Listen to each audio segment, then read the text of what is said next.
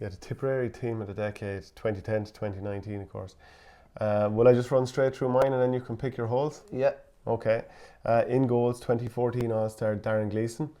Paddy Stapleton, cornerback. Yeah. Just get like a big love heart in beside it. Two boys, the arms around each other. We'll come back to it. And you went to college with him now, so if you want to take a pop at him, he's your friend now. Paul Curran, fullback. Cathal Barrett, cornerback. Brendan Maher, Rona Maher, Paddy Maher. God, it's nothing but Mahers. James Woodlock, Shane McGrath, John Bubbles O'Dwyer, Noel McGrath, Patrick Bonner Maher, John McGrath, Seamus Callan, and Lara Corbett. So, what are your thoughts? Yeah, it's definitely not bulletproof, but there's definitely 12 to 13 names I'd say pick themselves. It's probably a bit like the likes of Mayo and Dublin in football. A lot of the guys have kind of retained their places throughout the decade, so there's a number of them that are cut and shut cases. You can't but have them in the team. Just if you look at the goalkeeper, obviously Brendan Cummins was there when they stopped the 5 in a row in 10, was there for the 11 final as well. All the way to 13. All the way to 13 basically. The game in Nolan Park was his last game. Probably 4 years. Gleeson 14, 15, 16, 17. Not that much time either. To be fair, not that much time either. So it's kind of a position that has a good bit of flux. We come to say somewhere like Kerry football, which is kind of the same in the goalkeeping position. So that's probably a toss up there. Brian Hogan has as many All-Stars, in that particular period of time. True. Like Brendan Cummins, you'd be definitely picking him on the team of the decade for the previous 2 decades. Scoring a point in the All-Ireland final in 2010 was great.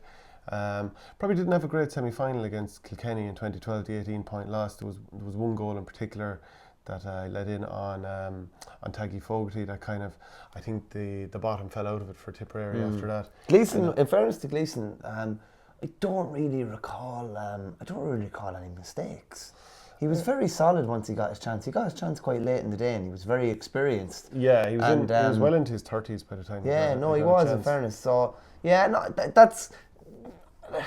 There's very little between the two of them, and when you actually go through it, they both played a similar amount of time. Paddy cornerback. Well, there's Barrett and there's Michael Cahill as well as the most obvious examples. There's a few other lads who flitted in and out, but they're the ones who played the most. Michael Cahill started off. I actually, just looking back, I just had assumed that he had gotten an All-Star in 2010, but he didn't. He got one. He got one in 11 when they were beaten actually. But injuries and maybe just his legs just kind of slowed down a bit towards the tail end of the decade. Well, the injury toll was huge. Yeah. Do you remember, like 2010, he actually started off wing back against Cork in that 10-point loss down in. That's right. That's right. Loss. And then he obviously cemented his place at cornerback, had a couple of unbelievable years. Then 2014, on the back of all his injuries, do you remember against Kilkenny in the All-Ireland final, he was being brought on sort of midfield. That's right, that's right.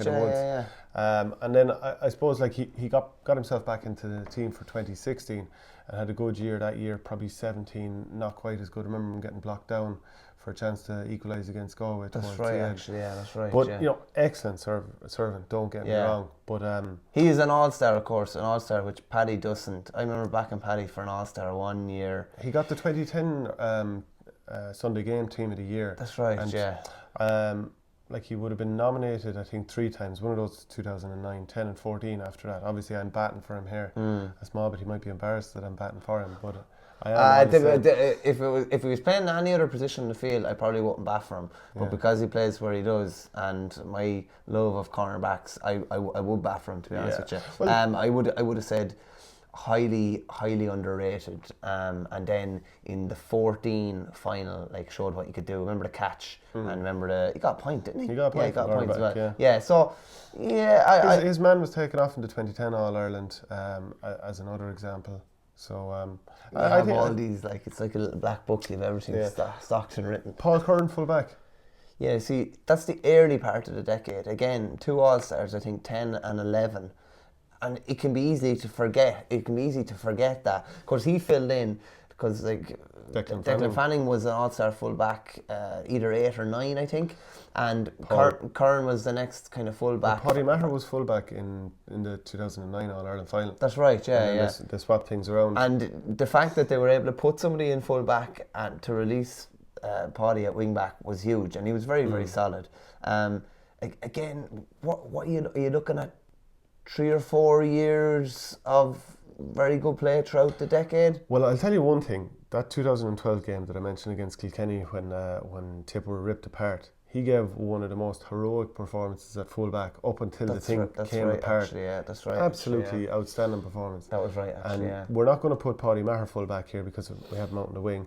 I think James Barry's a bit unlucky. Yeah, in the sense that played the 14 final, actually played centre back, all-star fullback. No, he just wore number 6. Wore number 6. Sorry, he went for all-star fullback in 2016. Again, a fella who you would have been very happy for him to get another All-Ireland last year. Would have been playing every game up until he played Laois game, didn't he? He did, yeah. Yeah. So played every game up until the All-Ireland semi-final this year. He was in and out of the team for the couple of seasons before that. Came onto the team in 2014, if I remember correctly, a league game in Thurles against Cork, and played well wing back. And then he ended up, Tip didn't have a full back, so he went in there. And I think he did quite well for maybe three or 4 years. And then I think form went up and down, and he was left completely exposed at full back. So, sometimes I've said he's not the man for the spot, but I think I'd always like to say that I pointed out that he was given, no chance at all because of the amount of space and good players on him. Brendan Maher, Ronan Maher, Paddy Maher as the half-back line. Yeah, just Cottle Barrett before that as well. Cottle Barrett is the probably stereotypical modern day cornerback who can do it all. Has pace, is in your face, is not afraid to sacrifice his own game, is confident on the ball, is he's the stereotypical what you want in the modern day cornerback. Yeah, he absolutely picks himself. Ball of fire cornerback who wants to get out in front. Who else could you mention? I mean, Kieran Bergen was there for a while. Probably not enough to oust any of the three of those. Not when you're looking at the like Ronan only came in and he played. Ronan played in 14, but he didn't that was his only game. He started midfield against Galway. Yeah. Did he play 15 a small bit maybe? 20. But it was 16 when he came in centre back was when you really. That's when you really found out. Then he had some trouble in 17 and 18 at various stages. I remember Canning giving him an awful go in the league final from centre forward. So, but then last year he's so versatile, can play basically anywhere from 2 to 7, and was brilliant last year. Well, that's because Tip finally said, "Oh wait, you have to actually play horses for courses. You can't just say that's our six backs." Yeah. I think Seamus Kennedy's worthy of a mention. Definitely, yeah. Well, he started wing back in their 2 All-Ireland wins in 16 and 19, but kind of not disappeared or anything, but was on and off in the intervening times. Thrown in midfield. Yeah. And, he eventually found a home that he probably always should have been there. Brendan probably goes without saying he's probably up there for Tip's Player of the Decade. Oh, yeah. Well, him and Paddy, Paddy's like 5 or 6 All-Stars in this decade. And Noel McGrath, who hadn't an All-Star between 2010 and 2019, he's probably in that mix too. Midfield, then, I don't necessarily think Tip are blessed with options at midfield here. So even though they were both quite good, and they both made their debuts in around 07, James Woodlock and Shane McGrath, they played through a nice bit of the next decade. I think they both retired around 2015. Ish, yeah. Yeah, so unless you were going to put Brendan up to midfield. That was what I was looking at, but I'm not sure who you're putting in at wing back merits it enough to move. It would have to be a Kennedy maybe or something like that. But again, probably not enough years. Probably wouldn't have played enough, to be honest with you. Like Woodlock, of course, missed the 2010 All-Ireland. Woodlock doesn't have an All-Ireland on the field, I'd be right in saying. Yeah, he doesn't. Yeah, but I think Shane McGrath, the fact that his form had kind of dipped a little bit. He was there in 2010, big part of that. 2011, obviously everyone talks about that final against Kilkenny, didn't go for him. Then took over the captaincy and probably didn't really go for him either. But then, after that, came back and won an All-Star in 2014. Yeah. Brilliant. Like Tipperary obviously lost the All-Ireland replay, but he was sensational that year. It was like he got a burst of pace out of nowhere again. Do you remember against, was it Cork in the All-Ireland semi-final? Tip roasted Cork. No harm. And any chance to mention no, but he got some nice scores in there as well. So I think both of those lads are deserving in midfield. Bubbles O'Dwyer, Noel McGrath and Bonner Maher. Yeah, to me, probably Callan aside, Bonner is your best forward of the last decade, and it's all grand having your wristy lads, but when he was missing at different stages or was not playing as well as you would be accustomed to, you were in trouble because he was that one like barnstorming like outlet under a high ball and was able to break tackles the whole time. To me, like Bonner was huge. Yeah. Does John O'Brien warrant mentioning here? I think he was very good in 2010, 2011 final, and I think he'd had tragedy in his family the week of the final against Kilkenny, and gave a brilliant performance. Like none of the tip forwards would have burst their way through a wet paper bag that day, and he was snapping ball for sport and had no one around him. So I think he definitely warrants mention. I think Bubbles, just because of what he has done in the All-Ireland finals, like 2014, he, especially in the drawn game, didn't he score 6 points from play? Could have been 7 actually. Then he scored 6 or 7, maybe 1-5 in the 2016 final. Roasted Kilkenny again in the got a few scores again in the 2019. When Bubbles has been good, he's been unbelievable. Like in all fairness, like some of the games early in Munster last year as well, he was just unreal. In fairness, like Noel McGrath, as you say, it was mad to think that he won, All Stars in his first 2 years. He scored 1-5 off Jackie Tyrrell in his first big game in that 09 league final.